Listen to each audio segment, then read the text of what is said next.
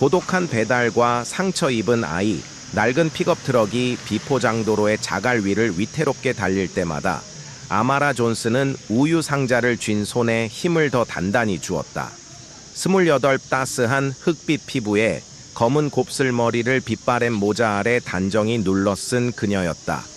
두 사이즈는 좋기 커 보이는 낡은 중고, 재킷은 초가을의 쌀쌀한 바람 속에서 그녀의 마른 체구를 더욱 왜소하게 만들었다. 마을 외곽의 집집마다 우유를 배달하는 이 일이 그녀가 젊은 날 꿈꿔왔던 삶은 아니었지만 적어도 대부분의 날에는 집안의 전깃불을 꺼뜨리지 않고 허기진 배를 달랠 최소한의 음식을 살 수 있게 해주는 유일한 생계수단이었다. 길은 숲속으로 구불구불 이어졌다. 나무들이 점점 더 빽빽하게 들어차면서 하늘은 멀게만 느껴졌고 햇살조차 나무십 사이를 간신히 비집고 들어와 축축한 땅 위에 희미한 그림자를 드리웠다.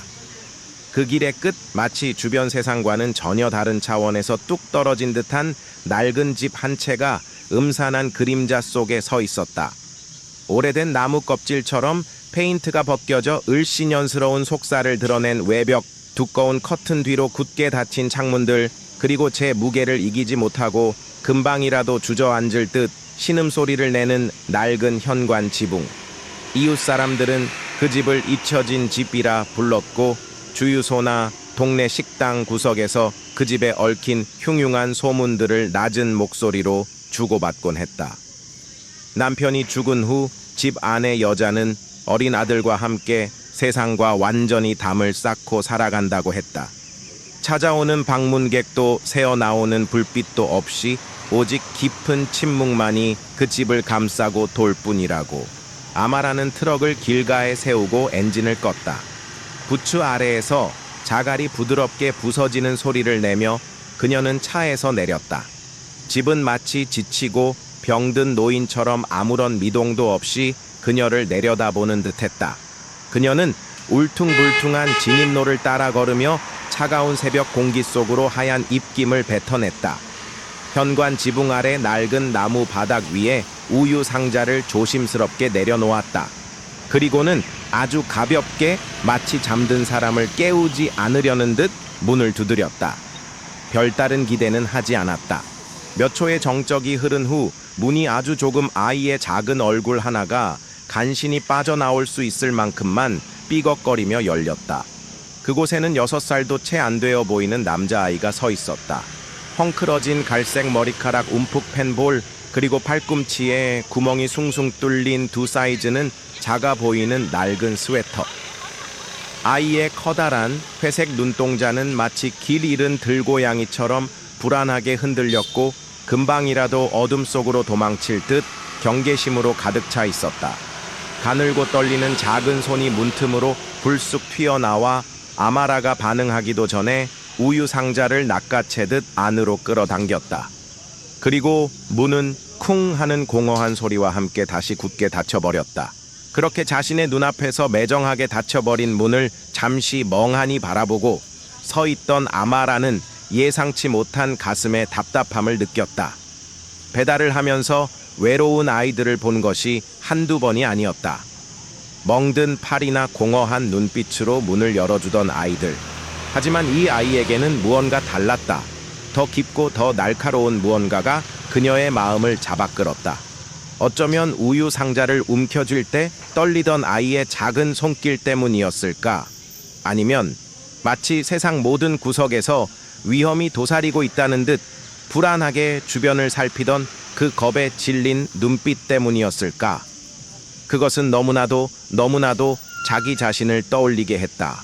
아마라는 침묵 속에서 자라는 것이 어떤 것인지, 어른들이 자신들의 싸움에 너무 바빠 아이들이 구석으로 움츠러드는 것을 알아채지 못할 때 남겨지는 그 차가운 공간들이 어떤 의미인지 누구보다 잘 알고 있었다. 그녀는 마을 변두리의 낡은 트레일러에서 자랐다.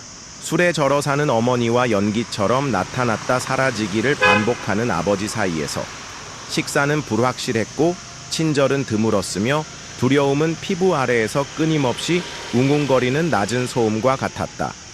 10살이 되었을 무렵 그녀는 이미 긴 소매 옷으로 팔에 멍 자국을 가리는 법과 자전거에서 넘어졌을 뿐이라고 사회복지사에게 태연하게 거짓말하는 법을 터득하고 있었다.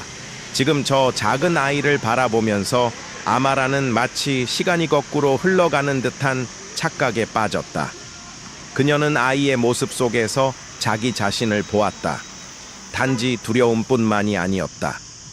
아이 자신조차 아직 깨닫지 못하고 있을지도 모르는 그 절박하고 완고한 희미한 희망의 불꽃까지도. 그녀는 아주 오래전 스스로에게 약속했었다. 만약 언젠가 기회가 주어진다면 자신이 과거에 그토록 간절히 필요로 했던 그런 종류의 어른이 되겠다고. 어쩌면 그 기회가 지금 바로 그녀 눈앞에 서 있는 것인지도 몰랐다. 아마라는 잠시 더 그 자리에 서서 굳게 닫힌 문을 응시했다. 그녀의 마음은 형언할 수 없는 무거운 감정으로 가라앉아 있었다. 이전에도 외로운 집들의 배달을 한 적은 많았다. 하지만 이곳은 무언가 달랐다. 더 차갑고 더 절망적인 무언가가 그 집 안을 맴돌고 있는 듯했다. 그녀는 천천히 몸을 돌려 자신의 트럭으로 향했지만 그 아이의 모습, 그 겁에 질리고 공허했던 눈빛은 길고 텅 빈 도로를 따라 내려오는 내내 그녀의 마음속을 떠나지 않았다. 그 후로도 아마라는 일주일에 3번 그 잊혀진 집으로 우유를 배달했다. 매번 문을 열어주는 것은 엘리였고 아이의 모습은 날이 갈수록 위태로워 보였다. 처음에는 그저 영양 상태가 좋지 않고 겁이 많은 아이일 것이라고 애써 생각하려 했지만 시간이 지날수록 아이의 몸에 드러나는 상처들은 그런 단순한 추측을 무색하게 만들었다. 어느 날은 아이의 입술 한쪽이 터져 피딱지가 앉아 있었고 또 다른 날은 눈 밑에 옅은 보랏빛 멍 자국이 선명했다. 아이는 늘 긴 소매 옷을 입고 있었지만 우유 상자를 받을 때 언뜻 보이는 팔목에는 무언가에 긁히거나 맞은 듯한 붉은 상처들이 스쳐 지나가기도 했다. 아마라가 조심스럽게 괜찮으냐고 물을 때마다 엘리는 그저 고개를 세차게 저을 뿐 아무런 대답도 하지 않고 황급히 문을 닫아버렸다. 문 뒤편에서는 이따금씩 날카롭고 신경질적인 여자의 고함 소리가 새어 나오기도 했고 무언가가 부서지거나 넘어지는 듯한 둔탁한 소리가 들려올 때도 있었다. 그럴 때마다 아마라의 심장은 차갑게 내려앉았고 어린 시절 자신이 겪었던 공포가 마치 어제 일처럼 생생하게 되살아나 그녀를 괴롭혔다. 그녀는 자신의 어린 시절을 떠올렸다. 술에 취한 어머니의 폭언과 아버지의 무관심 속에서 그녀는 늘 작은 다락방 구석에 숨어 세상의 모든 소리로부터 귀를 막으려 애썼다. 배고픔과 추위보다 더 견디기 힘들었던 것은 지독한 외로움과 언제 닥칠지 모르는 폭력에 대한 두려움이었다. 그때 만약 누군가 자신에게 따뜻한 손을 내밀어 주었더라면, 자신의 이야기를 들어주고 안전한 곳으로 이끌어 주었더라면 그녀의 삶은 조금은 달라지지 않았을까? 아마라는 엘리를 볼 때마다 그런 안타까움과 함께 어떤 깊은 책임감을 느꼈다. 그녀는 더 이상 과거에 무력했던 어린 소녀가 아니었다. 이제 그녀는 누군가를 도울 수 있는 어른이었다. 하지만 무엇을 어떻게 해야 할지 알 수 없었다. 그녀는 단지 우유 배달원일 뿐이었고 아무런 증거도 없이 함부로 남의 가정사에 개입할 수도 없는 노릇이었다. 경찰에 신고하는 것도 생각해 보았지만 만약 자신의 추측이 틀렸다면 혹은 증거 불충분으로 아무런 조치도 취해지지 않는다면 오히려 엘리의 상황을 더욱 악화시킬 수도 있다는 두려움이 앞섰다. 그녀는 며칠 밤을 잠 못 이루며 고민했다. 엘리의 그늘진 얼굴과 겁에 질린 눈빛이 그녀의 머릿속에서 떠나지 않았다. 그녀는 자신의 삶도 버거웠다. 매일같이 이어지는 고된 노동과 생활고 그리고 2 아이를 홀로 키우는 싱글맘으로서의 책임감은 그녀의 어깨를 무겁게 짓눌렀다. 가끔은 모든 것을 포기하고 어디론가 멀리 도망치고 싶다는 충동을 느끼기도 했다. 하지만 그녀는 그럴 수 없었다. 그녀에게는 지켜야 할 아이들이 있었고 무엇보다 그녀의 마음속에는 아직 꺼지지 않은 인간에 대한 연민과 정의감이라는 작은 불씨가 남아 있었다. 어느 비오는 수요일 아침, 아마라는 평소보다 조금 더 무거운 마음으로 잊혀진 집으로 향했다. 밤새 내린 비로 도로는 질퍽거렸고 하늘은 여전히 먹구름으로 가득 차 있었다. 그녀는 우유 상자를 들고 현관으로 다가갔지만 그날따라 집안은 이상할 정도로 조용했다. 평소 같으면 엘리가 문을 열어주거나 혹은 여자의 신경질적인 목소리라도 들려왔을 텐데 아무런 기척도 느껴지지 않았다. 그녀는 조심스럽게 문을 두드렸다. 엘리, 우유 왔단다. 아무런 대답도 없었다. 그녀는 다시 한번 이번에는 조금 더 큰 소리로 문을 두드렸다. 여전히 집안은 쥐 죽은 듯 조용했다. 불안감이 엄습했다. 그녀는 자신도 모르게 문손잡이를 살짝 돌려보았다. 놀랍게도 문은 잠겨 있지 않았다. 아주 약간의 힘에도 문은 삐걱거리며 안으로 스르르 열렸다. 집 안은 어둡고 축축했으며 곰팡내와 함께 알 수 없는 악취가 코를 찔렀다. 거실에는 쓰레기들이 아무렇게나 널브러져 있었고 먼지 쌓인 가구들은 마치 유령처럼 을씨년스럽게 서 있었다. 그리고 그 한가운데 엘리가 작은 몸을 바닥에 웅크린 채 미동도 없이 쓰러져 있었다. 아이의 얼굴은 창백했고 입술은 파랗게 질려 있었다. 한쪽 뺨에는 시퍼런 멍 자국이 선명했고 낡은 스웨터 소매 아래로 드러난 팔목에는 끔찍한 상처들이 보였다. 아마라는 순간 숨이 멎는 듯한 충격을 받았다. 그녀는 비명을 지르려는 것을 간신히 참고 떨리는 손으로 아이에게 다가가 조심스럽게 그의 어깨를 흔들었다. 엘리, 엘리, 정신 차려. 아줌마 목소리 들리니? 아이는 아주 희미하게 신음소리를 냈지만 눈을 뜨지 못했다. 아이의 몸은 불덩이처럼 뜨거웠다. 아마라는 아이를 안아 올렸다. 아이는 너무나 가벼워서 마치 빈겁대기 같았다. 그녀는 아이를 자신의 트럭으로 옮겨 태우고 미친 듯이 시동을 걸어 마을 병원으로 향했다. 그녀의 머릿속에는 오직 하나의 생각뿐이었다. 제발, 제발 이 아이를 살려야 해. 그녀의 고독한 배달길 위에서 그녀는 또다시 자신의 불행했던 어린 시절과 마주하고 있었다.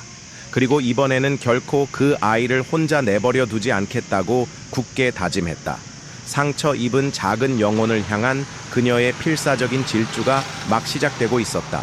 외면하는 세상과 커지는 결심 낡은 픽업 트럭에 엔진이 거친 숨을 몰아쉬며 작은 마을 병원 응급실 앞에 멈춰 섰을 때 아마라의 온몸은 이미 땀과 눈물 그리고 알 수 없는 분노로 범벅이 되어 있었다.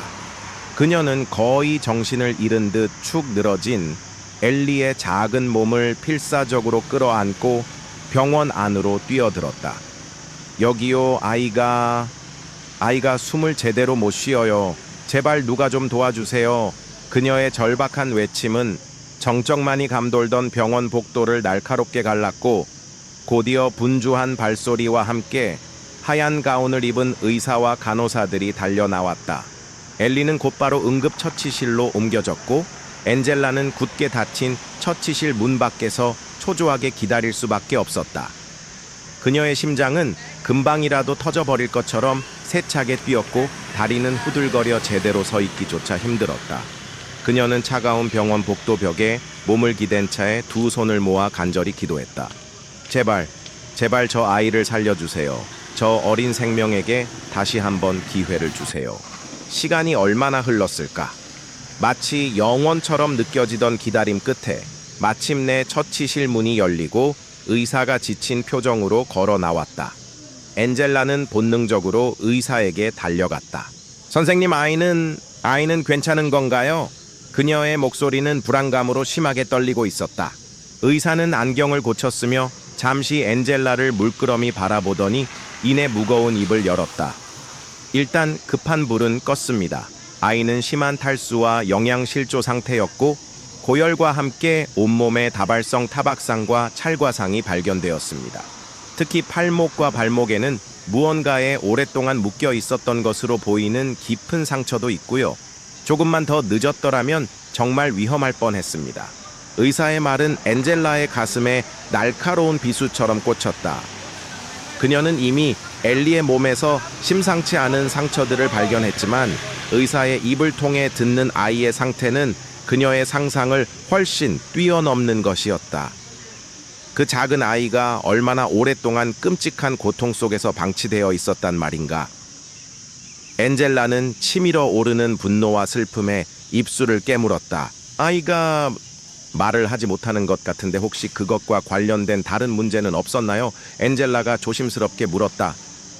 네, 저희가 몇 가지 기본적인 검사를 해보았지만 아이는 어떤 질문에도 대답하지 않고 극도의 불안 증세를 보이고 있습니다.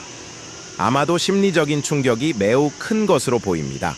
저희가 아동보호기관과 경찰에 바로 연락을 취해 놓았으니 곧 담당자들이 도착할 겁니다. 아이의 신원과 가족관계 그리고 정확한 학대 정황에 대해서는 그분들과 함께 조사가 이루어져야 할 것 같습니다. 의사는 그렇게 말하며 안타까운 표정으로 엔젤라의 어깨를 가볍게 두드려주고는 다시 처치실로 들어갔다. 엔젤라는 텅 빈 복도에 홀로 남아 한동안 만견자실한 표정으로 서 있었다. 엘리가 안전하다는 안도감과 함께 아이가 겪었을 끔찍한 시간들에 대한 분노, 그리고 자신이 좀 더 일찍 아이를 돕지 못했다는 죄책감이 그녀의 마음을 복잡하게 짓눌렀다.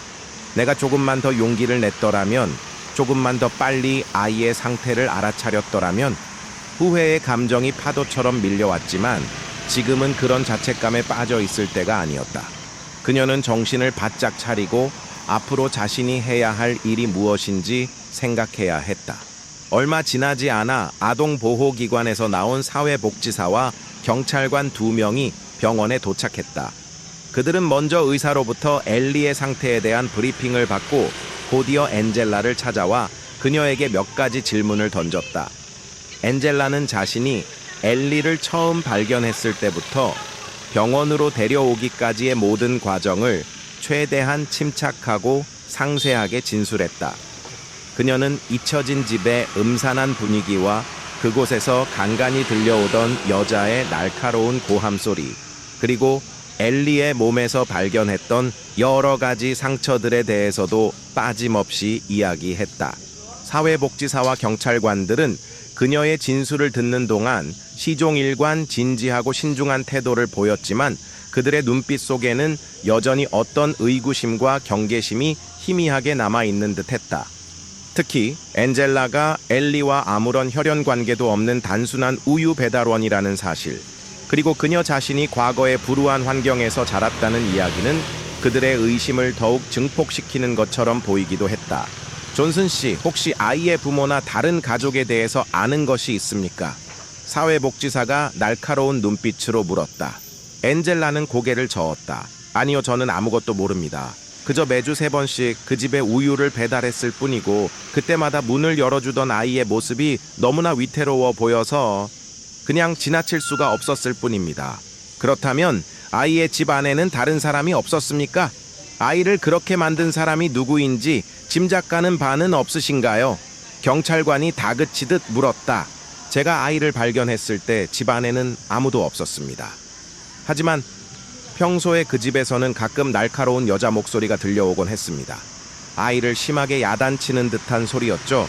어쩌면 아이의 엄마이거나 혹은 아이를 돌보는 다른 여성 보호자일지도 모른다는 생각은 했습니다. 엔젤라는 자신이 아는 모든 것을 솔직하게 털어놓았다. 그들의 조사는 몇 시간 동안이나 계속되었다. 엔젤라는 지쳐 쓰러질 것 같았지만 엘리를 위해서라도 끝까지 최선을 다해 협조해야 한다고 생각했다. 조사가 끝난 후 사회복지사는 엘리가 안정을 되찾을 때까지 아동보호시설에서 임시로 보호하게 될 것이라고 말하며 엔젤라에게는 당분간 엘리와의 접촉을 자제해 줄 것을 정중하게 요청했다. 수사에 혼선을 줄 수 있다는 이유에서였다. 엔젤라는 그 말을 듣는 순간 가슴이 철렁 내려앉는 것을 느꼈다. 이제 막 엘리와 아주 작은 교감이라도 나누기 시작했다고 생각했는데 다시 아이를 볼 수 없게 될지도 모른다는 생각에 눈앞이 캄캄해졌다. 하지만 그녀는 사회복지사의 요청을 거절할 수 없었다. 그녀는 엘리의 안전과 행복을 위해서라면 그 어떤 것이라도 감수할 준비가 되어 있었다. 엘리가 잠시 안정을 되찾아 일반 병실로 옮겨졌다는 소식을 듣고 엔젤라는 사회복지사의 허락을 받아 아주 잠깐 동안 아이를 만날 수 있었다. 엘리는 하얀 병원 침대에 누워 여전히 깊은 잠에 빠져 있었다. 링거 주사를 맞고 있는 아이의 작은 팔목이 유난히 가늘어 보였다. 엔젤라는 아이의 곁에 다가가 잠든 아이의 머리를 부드럽게 쓰다듬어 주었다. 엘리야, 이제 괜찮을 거야. 아줌마가 꼭 다시 보러 올게. 그러니까 씩씩하게 잘 견뎌야 한다. 알았지. 그녀의 목소리는 눈물로 젖어 있었지만 그 안에는 아이를 향한 깊은 애정과 함께 어떤 굳은 약속이 담겨 있었다. 병원을 나서는 엔젤라의 발걸음은 청은망은 무거웠다. 하지만 그녀의 마음속에는 이전과는 다른 어떤 결심이 자리 잡기 시작했다. 그녀는 더 이상 엘리의 고통을 외면하거나 방관하지 않을 것이었다. 설령 세상 모든 사람이 엘리에게 등을 돌린다 할지라도 그녀만큼은 끝까지 아이의 편이 되어줄 것이라고. 그리고 아이를 그렇게 만든 사람들을 반드시 찾아내어 법의 심판을 받게 할 것이라고. 그녀의 눈빛은 슬픔 속에서도 강인하게 빛나고 있었다. 다음 날부터 엔젤라는 자신의 우유 배달 일을 잠시 미루고 엘리를 위해 자신이 할 수 있는 모든 일을 찾아 나섰다. 그녀는 가장 먼저 잊혀진 집, 주변의 이웃들을 찾아가 엘리의 안위를 묻고 그 집에 대해 아는 것이 있는지 조심스럽게 탐문하기 시작했다. 하지만 그녀가 마주한 것은 대부분 냉담한 무관심과 불편한 침묵뿐이었다. 그 집 여자 원래 좀 이상했어요. 남편 죽고 나서부터는 아예 세상하고 담쌓고 살았으니까 가끔 아이 우는 소리가 들리기는 했지만 뭐 남의 집 가정사에 우리가 뭘 어쩌겠어요. 길 건너편 집에 사는 한 노부인은 귀찮다는 듯 손사래를 치며 말했다. 그녀의 눈빛에는 어떤 동정심도 찾아볼 수 없었다. 또 다른 이웃은 아예 문도 열어주지 않은 채 인터폰 너머로 퉁명스럽게 대답했다. 우리는 그 집하고 아무런 교류도 없어요. 괜히 우리까지 귀찮은 일에 휘말리게 하지 말고 그냥 돌아가세요. 엔젤라는 절망감을 느꼈다. 이렇게 많은 사람들이 엘리의 고통을 어렴풋이나마 알고 있었거나 혹은 짐작하고 있었으면서도 아무도 아이를 위해 나서주지 않았다는 사실에 깊은 분노와 함께 인간에 대한 회의감마저 들었다. 그들의 침묵과 방관이 엘리를 더욱 깊은 어둠 속으로 밀어넣은 것이나 다름없었다. 하지만 엔젤라는 포기하지 않았다. 그녀는 엘리를 향한 학대의 정황을 좀 더 명확하게 파악하기 위해 며칠 동안 잊혀진 집 주변을 맴돌며 그 집을 주의 깊게 관찰했다. 그리고 마침내 그녀는 결정적인 단서들을 몇 가지 포착할 수 있었다. 한밤중에 집 안에서 새어나오는 날카로운 여자의 고함 소리와 함께 아이의 처절한 울음소리, 그리고 다음날 아침 우유 배달을 하러 갔을 때 엘리의 얼굴과 팔에 새롭게 생긴 멍 자국들. 그것은 명백한 학대의 증거였다. 그녀는 자신이 목격하고 들었던 모든 사실들을 꼼꼼하게 기록하여 아동보호기관과 경찰에 다시 한번 신고했다. 그녀의 끈질긴 노력과 구체적인 증거 제출 덕분에 마침내 관계 당국은 잊혀진 집회에 대한 본격적인 수사에 착수하게 되었다. 수사 과정에서 엘리를 학대한 장본인이 바로 엘리의 친엄마였다는 충격적인 사실이 밝혀졌다. 그녀는 남편과 사별한 후 심한 우울증과 알코올 중독에 시달렸고 그 모든 스트레스와 분노를 어린 아들 엘리에게 폭력으로 해소해왔던 것이었다. 집안에서는 엘리가 오랫동안 감금되고 학대당했던 참혹한 흔적들이 발견되었고 그녀는 결국 아동학대 및 방임 혐의로 긴급 체포되었다. 이 모든 과정은 엔젤라에게 너무나 길고 고통스러운 시간이었다. 하지만 그녀는 단 한순간도 자신의 결심을 굽히지 않았다. 그녀는 엘리가 겪었을 끔찍한 고통을 생각하며 그리고 자신 역시 어린 시절 비슷한 아픔을 겪었던 기억을 떠올리며 반드시 이 싸움에서 이겨야 한다고 스스로를 다그쳤다. 외면하는 세상 속에서 그녀의 용기와 결심은 더욱 단단해져 갔고 마침내 작은 생명을 구원하는 빛나는 결과를 만들어낸 것이었다. 이제 남은 것은 엘리가 하루빨리 건강을 되찾고 새로운 희망 속에서 밝은 미래를 꿈꿀 수 있도록 돕는 일뿐이었다. 엔젤라는 그 길 위에서 엘리의 가장 든든한 수호천사가 되어줄 준비가 되어 있었다. 어둠 속의 구조 며칠 동안 아마라의 머릿속은 온통 엘리의 생각으로 가득 차 있었다.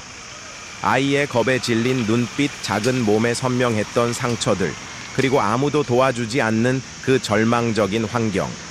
그녀는 밤마다 악몽에 시달렸고 낮에는 우유 배달을 하는 내내 잊혀진 집 주변을 맴돌며 불안한 마음을 감추지 못했다.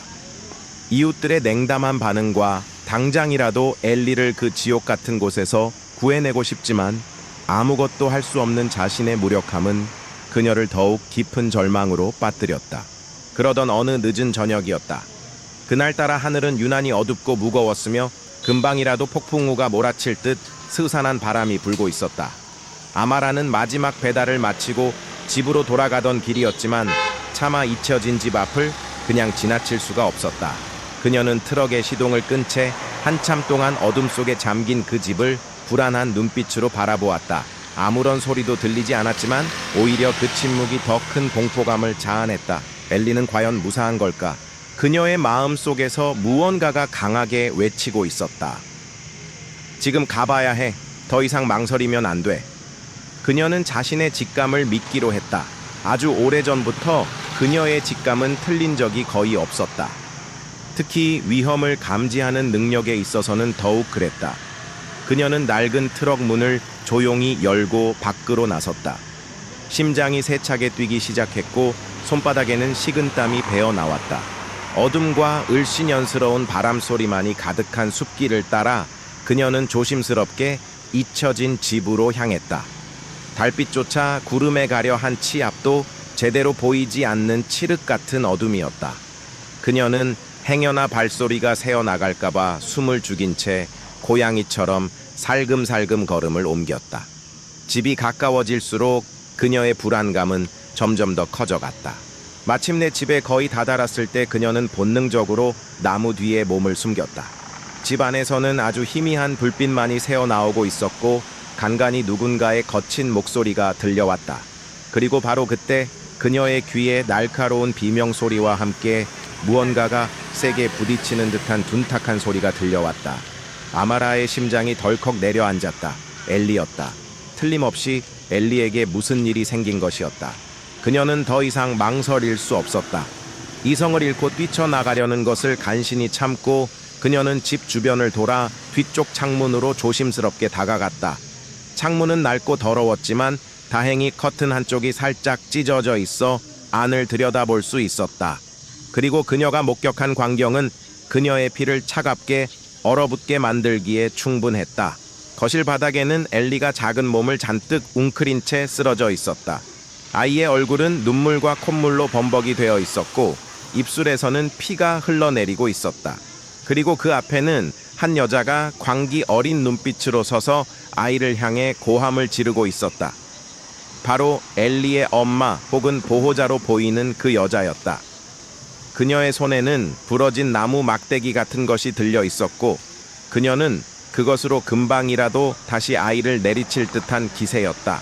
이 쓸모없는 녀석, 내가 몇 번을 말해야 알아듣겠어. 당장 일어나서 저 더러운 것들 치우지 못해. 여자의 목소리는 증오와 분노로 가득 차 있었다. 엘리는 공포에 질려 아무런 저항도 하지 못하고 그저 흐느끼고만 있었다. 아이의 작은 어깨가 가늘게 떨리고 있었다. 아마라는 더 이상 참을 수 없었다. 그녀의 온몸의 피가 거꾸로 솟는 듯한 격렬한 분노가 치밀어 올랐다. 그녀는 자신도 모르게 창문을 세게 두드렸다. 당신 지금 뭐 하는 거예요? 당장 그 아이에게서 손 떼지 못해요. 여자는 갑작스러운 소리에 깜짝 놀라 창문 쪽을 돌아보았다. 어둠 속에서 자신을 노려보는 아마라의 형체를 발견하자 그녀의 얼굴은 순식간에 당혹감과 분노로 일그러졌다. 뭐야, 넌 또 뭐야? 남의 집 일에 함부로 참견하지 마. 여자가 악을 쓰듯 소리쳤다. 참견이 아니라 이건 명백한 아동학대예요. 당장 문 열어요. 그렇지 않으면 경찰에 신고할 거예요. 아마라 역시 지지 않고 맞섰다. 그녀의 목소리는 떨렸지만 그 안에는 단호한 의지가 담겨 있었다. 여자는 잠시 망설이는 듯 했지만 이내 다시 광기 어린 표정으로 돌변했다. 흥, 신고하려면 해봐. 어차피 이 아이는 내 아이야. 내가 어떻게 하든 네가 무슨 상관인데. 그녀는 그렇게 말하며 다시 엘리에게 다가가 아이의 머리채를 거칠게 잡아 끌었다. 그 순간 아마라는 이성이 끊어지는 것을 느꼈다. 그녀는 더 이상 망설이지 않고 현관으로 달려가 문을 세차게 두드렸다. 문 열어요. 당장 열지 않으면 부수고 들어갈 거예요. 몇 번의 시도 끝에 낡은 나무 문고리가 부서지며 문이 활짝 열렸다. 아마라는 곧바로 집 안으로 뛰어 들어갔다.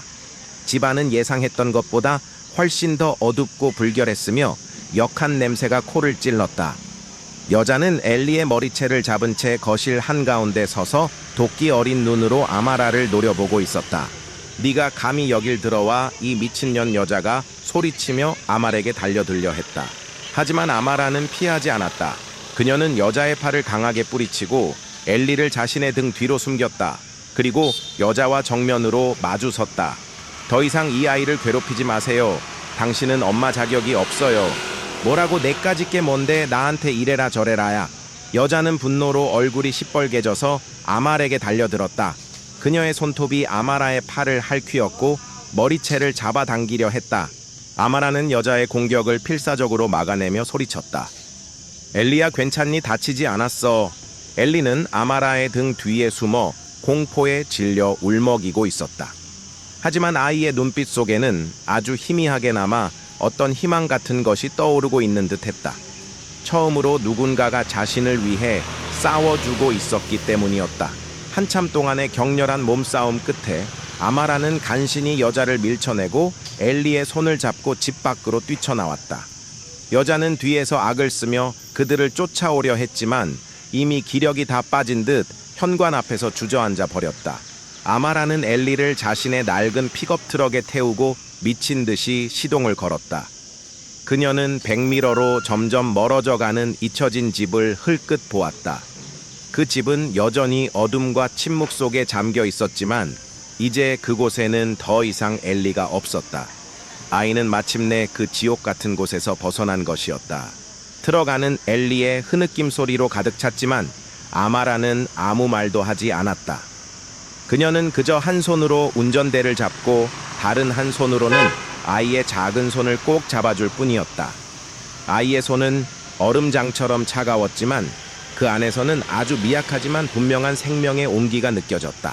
아마라는 자신의 아파트로 차를 몰았다. 그녀의 집은 비록 낡고 초라했지만 적어도 지금 이 순간 엘리에게는 세상에서 가장 안전하고 따뜻한 피난처가 되어줄 수 있을 터였다. 그녀는 오늘 밤 이 작은 아이를 자신의 모든 것을 다해 지켜주리라고 굳게 다짐했다. 설령 그로 인해 자신이 어떤 위험에 처하게 될지라도 아파트에 도착한 아마라는 엘리를 조심스럽게 안아 올려 집 안으로 들어섰다. 그녀는 아이를 거실 소파에 앉히고 따뜻한 물수건으로 아이의 얼굴과 손에 묻은 눈물과 피딱지를 부드럽게 닦아주었다. 아이의 몸 곳곳에는 새로운 상처와 오래된 흉터들이 뒤섞여 있었다. 그 모습은 아마라의 마음을 더욱 아프게 했다. 엘리야, 이제 괜찮아. 여긴 안전해. 아무도 너를 해치지 못할 거야. 아마라가 아이의 눈을 바라보며 속삭였다. 그녀의 목소리는 한없이 다정하고 따뜻했다. 엘리는 여전히 아무 말도 하지 않았지만 그의 눈빛은 아까보다 조금 더 안정을 되찾은 듯했다. 아이는 천천히 고개를 들어 아마라를 바라보았다. 그리고 아주 작은 목소리로 하지만 분명하게 말했다. 고맙습니다. 그 한마디에 아마라는 지난 며칠 동안 자신을 짓눌렀던 모든 피로와 긴장이 한꺼번에 녹아내리는 것을 느꼈다. 그녀는 아이를 가슴에 꼭 끌어안았다. 아이의 작고 여린 몸이 그녀의 품 안에서 가늘게 떨리고 있었다.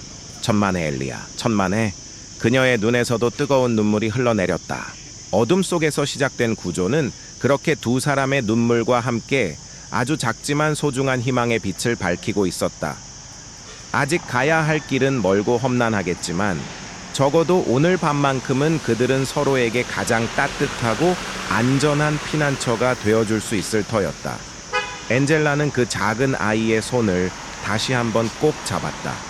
그녀는 이 손을 결코 놓지 않으리라고, 세상의 모든 폭풍으로부터 이 아이를 지켜내리라고 굳게 다짐했다. 그녀의 용기 있는 선택은 이제 막 새로운 이야기를 써내려가기 시작한 것이었다. 짧지만 따뜻한 피난처, 엘리의 작은 어깨를 감싸 안은 아마라의 눈에서는 뜨거운 눈물이 쉴 새 없이 흘러내렸다. 아이의 고맙습니다라는 그 한마디는 지난 며칠간 그녀의 마음을 짓눌렀던 모든 불안과 분노, 그리고 스스로에 대한 무력감을 한순간에 녹여내리는 듯한 마법 같은 힘을 지니고 있었다. 그녀는 한참 동안 아무 말 없이 아이를 그저 꼭 안아주었다. 아이의 작고 여린 몸에서 전해져 오는 미약한 떨림과 따뜻한 천은 역설적이게도 지금 이 순간 그녀에게 가장 큰 위로와 힘이 되어주고 있었다. 얼마나 시간이 흘렀을까? 엘리의 흐느낌이 조금씩 잦아들자 아마라는 아이를 부드럽게 자신의 품에서 떼어내고 다시 한번 아이의 얼굴을 찬찬히 살펴보았다. 여전히 눈물 자국이 선명하고 입술은 파르르 떨리고 있었지만 아이의 눈빛 속에는 이전에는 찾아볼 수 없었던 아주 희미한 안도감 같은 것이 비치고 있었다. 마치 오랜 시간 동안 칠흑 같은 어둠 속을 헤매던 작은 새가 마침내 안전한 보금자리를 찾은 듯한 그런 표정이었다. 엘리야, 이제 정말 괜찮아. 여긴 아주 안전한 곳이야. 아무도 너를 해치거나 무섭게 하지 않을 거야. 아마라가 아이의 눈을 마주보며 다시 한번 확신에 찬 목소리로 말했다. 그녀는 아이의 젖은 머리카락을 부드럽게 쓸어 넘겨주고 옷깃을 여며주었다. 가장 먼저 해야 할 일은 아이에게 따뜻한 음식과 편안한 잠자리를 제공하는 것이었다. 아마라는 자신의 어려운 형편을 잠시 잊었다. 지금 그녀에게 가장 중요한 것은 이 작은 아이가 지난밤의 공포를 잊고 잠시나마 평온을 되찾도록 돕는 것이었다. 배고프지 않니, 엘리? 아줌마가 따뜻한 우유랑 빵이라도 좀 줄까? 엘리는 아주 작게 고개를 끄덕였다.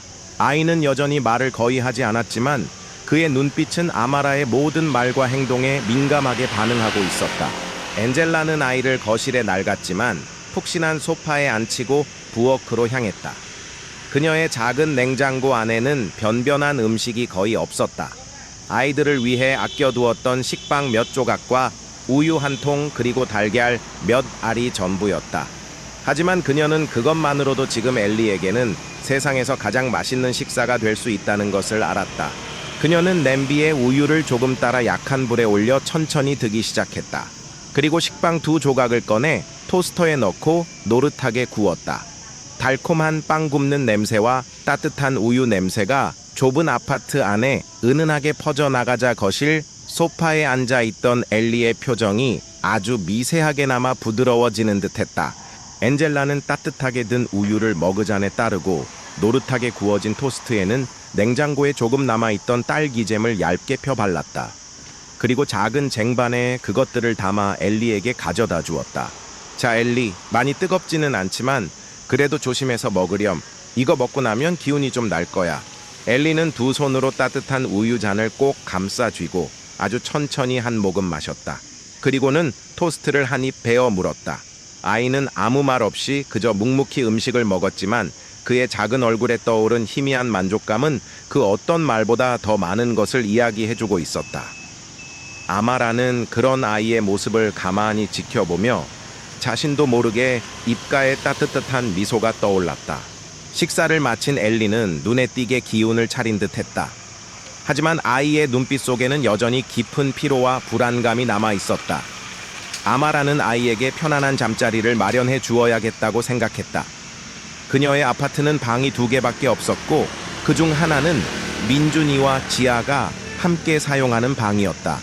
다른 하나는 그녀 자신의 침실이었지만 그곳은 너무 좁고 어수선해서 아이를 재우기에는 적합하지 않았다. 결국 그녀는 거실 소파를 치우고 바닥에 두툼한 담요와 이불을 여러 겹 깔아 엘리를 위한 임시 잠자리를 만들기로 했다. 그녀는 벽장에서 가장 깨끗하고 두꺼운 담요와 이불을 꺼내와 정성껏 잠자리를 마련했다. 그리고 민준이가 가장 아끼는 곰 인형도 몰래 가져와 엘리의 머리맡에 놓아주었다. 엘리야, 오늘 밤은 여기서 자렴. 비록 침대처럼 편하지는 않겠지만 그래도 아줌마랑 같은 공간에 있으니까 무섭지는 않을 거야. 그리고 이 곰돌이 인형이 밤새도록 너를 지켜줄 거란다. 엔젤라가 아이의 손을 잡고 부드럽게 말했다. 엘리는 말없이 고개를 끄덕였다. 아이는 엔젤라가 마련해준 잠자리에 조심스럽게 누웠고 엔젤라는 아이의 몸 위로 이불을 어깨까지 꼭 덮어주었다. 그리고는 방에 불을 끄고 거실 한쪽에 놓인 작은 스탠드 등만 희미하게 켜두었다. 잘 자렴 엘리. 이제 아무 걱정하지 말고 푹 자. 좋은 꿈 꾸고.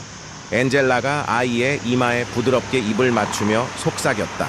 엘리는 가만히 눈을 감았다. 아이의 긴 속눈썹이 파르르 떨리는 것이 보였다. 아마라는 아이가 깊은 잠에 빠질 때까지 한참 동안 그 곁을 지키며 아이의 등을 토닥여 주었다. 시간이 얼마나 흘렀을까? 마침내 엘리가 고른 숨소리를 내며 깊은 잠에 빠져든 것을 확인한 후에야 엔젤라는 조용히 자리에서 일어났다. 그녀는 자신의 낡은 안락의자에 몸을 기대앉아 창밖으로 보이는 도시의 희미한 불빛들을 멍하니 바라보았다. 그녀의 머릿속은 온갖 생각들로 복잡하게 뒤엉켜 있었다. 엘리를 어떻게 해야 할까? 아이의 부모는 과연 누구일까? 그리고 자신은 이 아이를 언제까지 보호해 줄 수 있을까? 그녀는 자신이 처한 어려운 현실을 누구보다 잘 알고 있었다. 당장 내일 아침 아이들에게 먹일 음식도 걱정해야 하는 처지에 남의 아이까지 책임진다는 것은 결코 쉬운 일이 아니었다. 하지만 그녀는 엘리를 외면할 수 없었다. 아이의 겁에 질린 눈빛과 작은 몸에 새겨진 상처들은 그녀 자신의 불행했던 어린 시절을 끊임없이 떠올리게 했다. 그녀 역시 어른들의 무관심과 폭력 속에서 홀로 상처받고 고통스러워했던 기억이 있었다. 그때 만약 누군가가 자신에게 따뜻한 손을 내밀어 주었더라면 자신의 삶은 조금이라도 달라지지 않았을까 하는 생각을 수없이 해왔었다. 그래, 나는 적어도 저 아이에게만큼은 그런 어른이 되어 주어야 해. 엔젤라는 굳게 다짐했다. 비록 자신이 가진 것은 별로 없지만 적어도 이 아이에게 따뜻한 잠자리와 안전한 공간, 그리고 조건 없는 사랑과 보살핌만큼은 얼마든지 줄 수 있었다. 그녀는 다시 한번 잠든 엘리의 얼굴을 가만히 내려다보았다. 아이의 얼굴은 여전히 창백했지만 아까보다는 한결 평온해 보였다. 그녀는 아이의 작은 손을 부드럽게 잡아주었다. 그리고 마음속으로 조용히 속삭였다. 괜찮아 엘리야. 이제 내가 너를 지켜줄게. 더 이상 혼자 아파하거나 무서워하지 않아도 돼. 밤이 깊어갈수록 낡은 아파트 안에는 두 사람의 고른 숨소리와 함께 아주 작지만 따뜻한 희망의 온기가 감돌기 시작했다. 엔젤라는 안락의자에 기댄 채 깜빡 잠이 들었다. 깨기를 반복하며 엘리의 곁을 지켰다. 그녀는 꿈속에서 어린 시절의 자기 자신과 엘리가 함께 손을 잡고 햇살 가득한 꽃밭을 뛰어노는 모습을 보았다. 그것은 너무나도 아름답고 평화로운 풍경이었다. 다음 날 아침 엔젤라는 평소보다 조금 늦게 잠에서 깨어났다.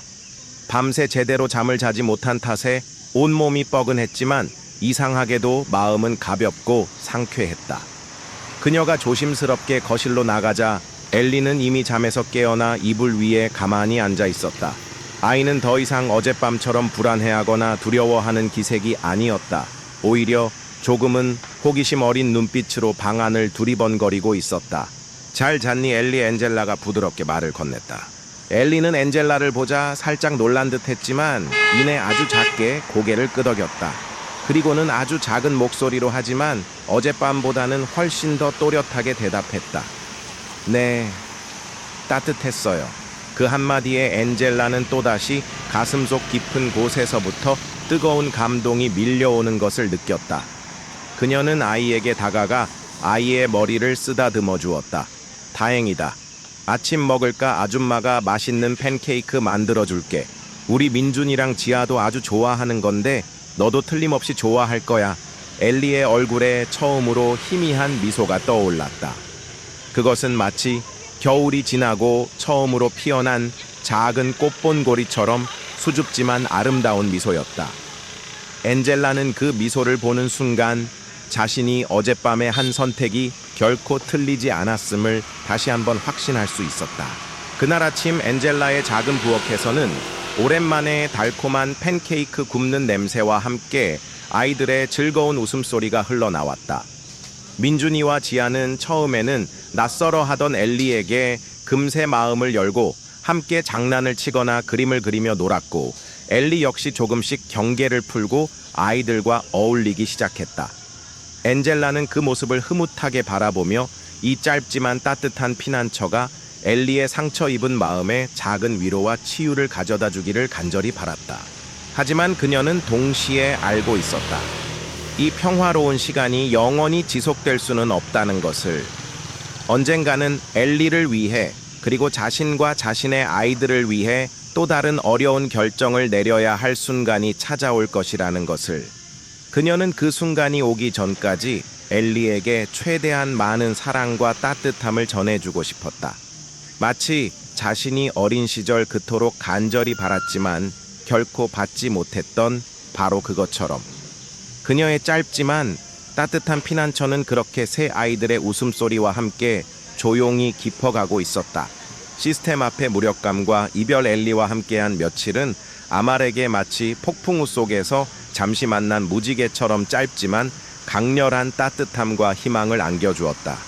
아이는 그녀의 진심 어린 보살핌 속에서 조금씩 안정을 되찾아갔다. 더 이상 밤마다 악몽에 시달리며 울부짖지도 않았고 낯선 소리에도 이전처럼 극도의 공포감을 드러내지 않았다. 아이의 얼굴에는 희미하지만 미소가 떠오르기 시작했고 닫혀있던 마음의 문도 아주 조금씩 열리는 듯했다.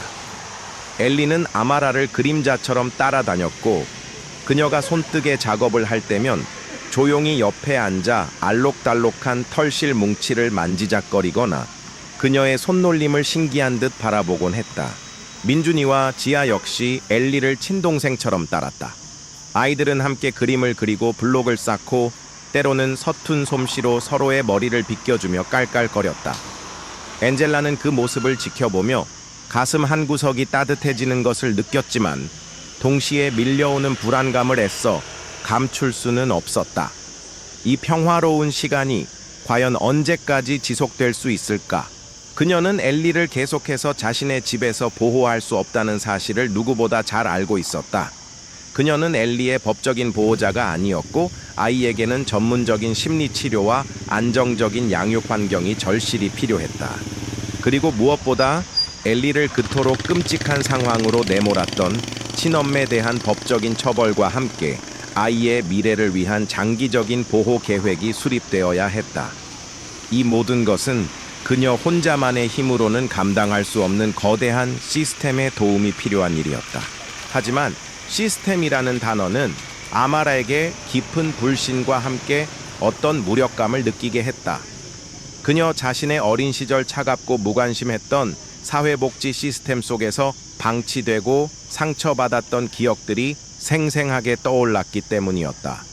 과연 그들이 엘리의 아픔을 진심으로 이해하고 아이에게 최선의 도움을 줄 수 있을까? 혹시라도 엘리가 또다시 상처받거나 외면당하게 되는 것은 아닐까 하는 두려움이 그녀의 마음을 무겁게 짓눌렀다. 며칠 밤을 고민과 갈등으로 지사은 끝에 아마라는 마침내 어려운 결정을 내려야 했다. 그녀는 떨리는 손으로 전화기를 들어 아동보호기관에 연락을 취했다. 수화기 너머로 들려오는 상담원의 차분하고 사무적인 목소리에 그녀는 애써 침착함을 유지하며 엘리의 상황을 최대한 상세하게 설명했다. 아이의 이름과 나이 발견, 당시의 모습, 그리고 아이의 몸에 남아있던 학대의 흔적들까지. 그녀의 목소리는 중간중간 울먹임으로 끊겼지만 그녀는 끝까지 용기를 내어 자신이 해야 할 말을 다 했다. 상담원은 그녀의 이야기를 귀에 깊게 듣고 몇 가지 추가적인 질문을 한 뒤 곧 담당 사회복지사를 보내 아이의 상황을 직접 확인하고 필요한 조치를 취하겠다고 약속했다. 전화 통화가 끝나고 아마라는 한동안 수화기를 내려놓지 못한 채 멍하니 허공을 응시했다. 잘한 결정일까? 과연 이것이 엘리를 위한 최선의 선택일까? 수많은 질문들이 그녀의 머릿속을 어지럽혔지만 이미 주사위는 던져진 뒤였다. 다음 날 오후 약속된 시간에 맞춰 2명의 사회복지사가 낡은 승용차를 타고 아마라의 아파트를 찾아왔다. 그중 한 명은 기분 씨라고 자신을 소개한 중년의 여성이었는데 그녀의 표정은 온화했지만 눈빛은 예리하고 단호해 보였다. 다른 한 명은 젊은 남성 사회복지사로 그는 주로 기븐 씨를 보조하는 역할을 하는 듯했다. 아마라는 그들을 집 안으로 안내하며 다시 한번 엘리의 상황에 대해 설명했다. 기븐 씨는 아마라의 이야기를 듣는 동안 고개를 끄덕이거나 안타까운 표정을 지어 보였지만 어떤 개인적인 감정도 드러내지 않고 시종일관 전문적이고 객관적인 태도를 유지했다.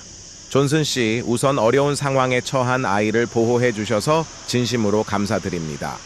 존슨 씨의 용기 있는 행동이 아니었다면 아이는 정말 위험한 상황에 처했을지도 모릅니다.